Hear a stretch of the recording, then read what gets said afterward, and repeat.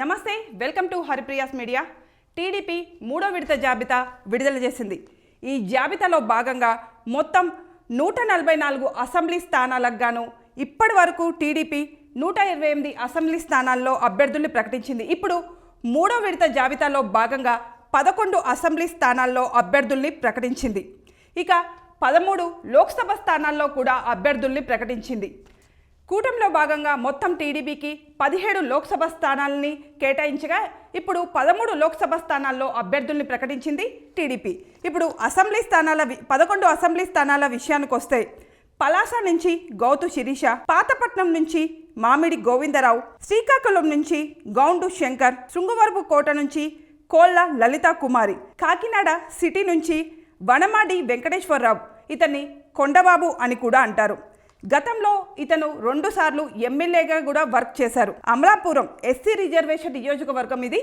ఈ నియోజకవర్గం నుంచి ఐతాబత్తుల ఆనందరావు, గతంలో ఇతను ఒకసారి ఎమ్మెల్యేగా కూడా పోటీ చేసి గెలిచారు కూడా. పెడమలూరు నుంచి బోడె ప్రసాద్, మైలవరం నుంచి వసంత కృష్ణ ప్రసాద్, 2019లో ఇతను వైసీపీ తరపున ఎమ్మెల్యేగా కూడా పోటీ చేశారు. ఇక నర్సరావుపేట నుంచి చంద్రవాడ అరవిందరావు, చీరాల నుంచి మద్దులూరి మాలకొండయ్య యాదవ్, సర్వేపల్లి నుంచి సోమిరెడ్డి చంద్రమోహన్ రెడ్డి, ఇతను ఇంతవరకు ఒక్కసారి కూడా ఎమ్మెల్యేగా గెలవలేదు. అయితే పార్టీ ఇతనికి ఎమ్మెల్సీ పదవి ఇచ్చింది. 17 ఎంపీ స్థానాలకు గాను ఈ మూడో విడత జాబితాల్లో టీడీపీ 13 ఎంపీ స్థానాల్లో అభ్యర్థుల్ని ప్రకటించింది. శ్రీకాకుళం నుంచి కెంజరపు రామ్మోహన్ నాయుడు, ఇతను శ్రీకాకుళం నుంచి సిట్టింగ్ ఎంపీగా ఉన్నారు. మళ్ళీ ఇతనికి ఇక్కడి నుంచి టికెట్ ఇచ్చారు. ఇతడు ఎర్రంనాయుడికి కుమారుడు. విశాఖపట్నం నుంచి మోత్కుమిల్లి భరత్, ఇతను బాలకృష్ణ రెండో అల్లుడు. బాలకృష్ణ కూతుర్ని ఇతనికి ఇచ్చిండు. ఇక ఇతను పోయిన ఎలక్షన్లో కూడా ఈ నియోజకవర్గం నుంచి పోటీ చేసి స్వల్ప ఓట్ల వ్యవధితో ఓడిపోయాడు.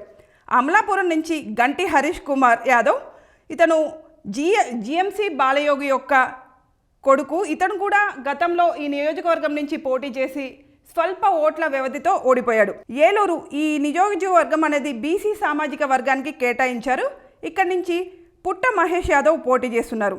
ఇక విజయవాడ నుంచి కేసినేని చిన్ని, ఇతను కేసినేని నాని యొక్క తమ్ముడు. అయితే కేసినేని నాని గతంలో టీడీపీ పార్టీ తరపున పోటీ చేసి గెలిచిన తర్వాత కూడా అతను వైసీపీ పార్టీలోకి వెళ్ళిపోయారు. ఆ నేపథ్యంలో ఇప్పుడు విజయవాడ నుంచి కేసినేని నాని తమ్ముడైన కేసినేని చిన్నికే ఇక్కడ టికెట్ ఇస్తున్నారు. ఇక అన్నా తమ్ముళ్ళ మధ్య పోరు రసవత్తరంగా ఉండబోతుంది. ఇక గుంటూరు నుంచి పెంబసాని చంద్రశేఖర్, నర్సరావుపేట నుంచి లావు కృష్ణదేవరాయలు, ఇతడు 2019లో వైసీపీ పార్టీ తరపున పోటీ చేసి గెలిచారు కూడా.